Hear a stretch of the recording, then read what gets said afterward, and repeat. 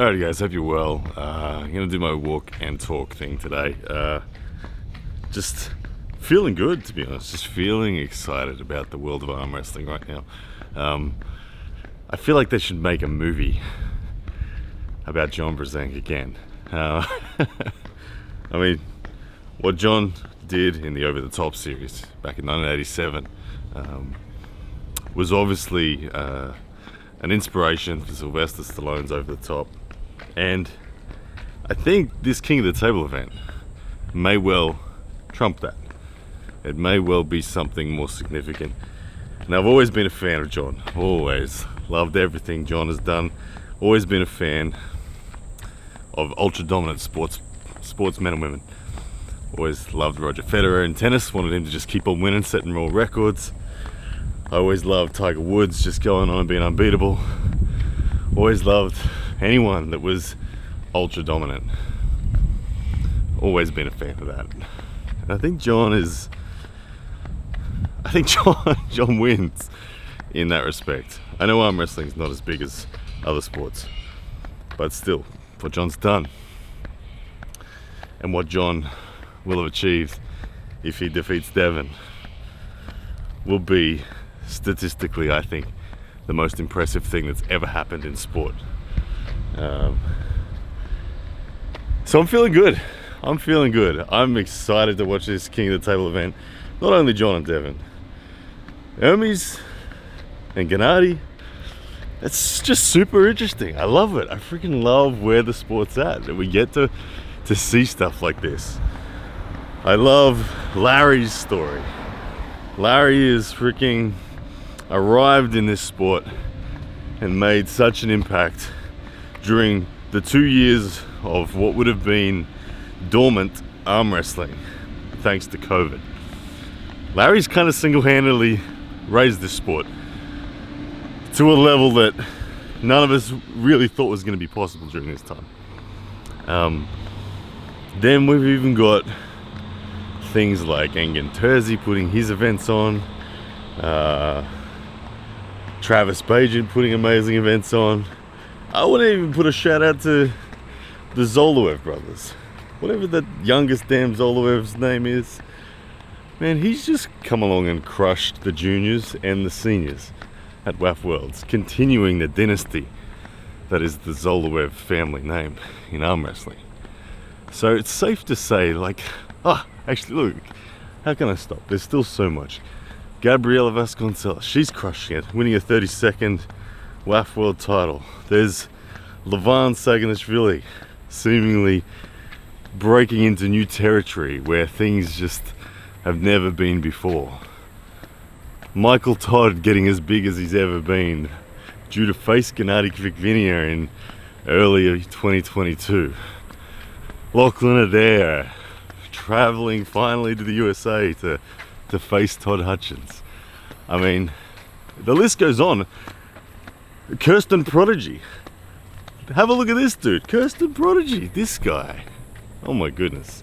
I don't know how he's done it. Legitimately, this guy's never had a professional match in his life. Never pulled a pro tournament in his life. And he's facing Božidar Simeonov, the 80 kilo world champion. Kirsten Prodigy, I don't know how he has done this, but genetically, he's turned himself into one of the most phenomenal looking arm wrestlers I've ever seen without pulling a pro event. He's 5'9", with 17-inch forearms. What? Anyway, more about that one later. But right now, I'm just enjoying arm wrestling. I'm enjoying commentating it, I'm enjoying talking about it, I'm enjoying sharing with you guys all of the excitement that I feel and helping you guys to relate to whichever character out there you most are drawn to. Because at the end of the day, this is a sport that is unlike any other. Falling in love with this sport is easy. You get to do it for a lifetime. I've never seen a better sport for father and son combos. It's rare to be able to find a sport where you can be so competitive from a young age, like the Zoloevs, all the way up to Crazy George Zakowicz in his early 70s. Still badass. John Brzenk, 57. potentially about to crack into the top 3 in the world once again on the overalls list. Like, for real. This is crazy.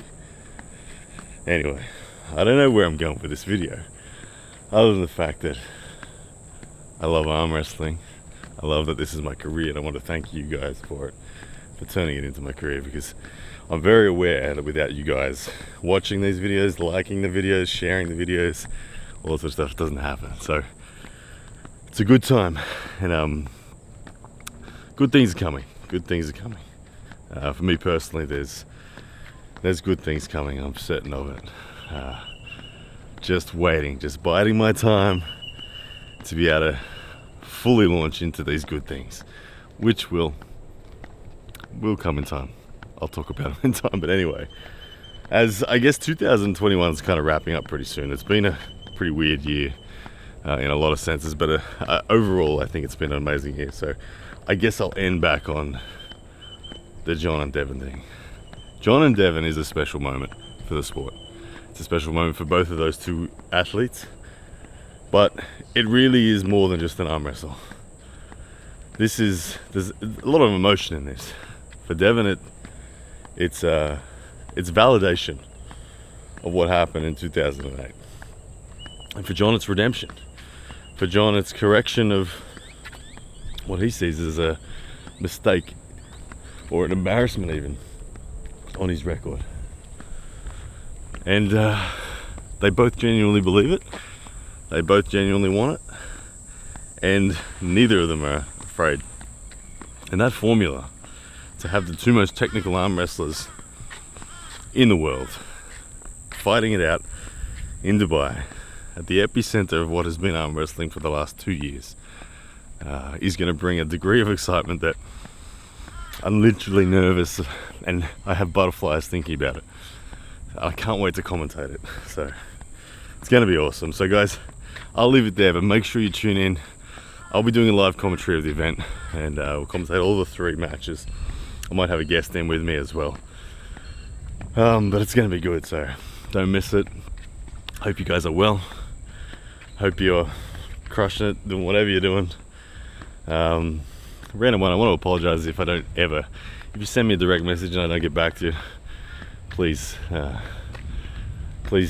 forgive me, because it's hard to keep up with social media. It's a busy situation. But anyway guys, hope you're well. I love you, Devon, but go John. Come on John, we want that fairy tale.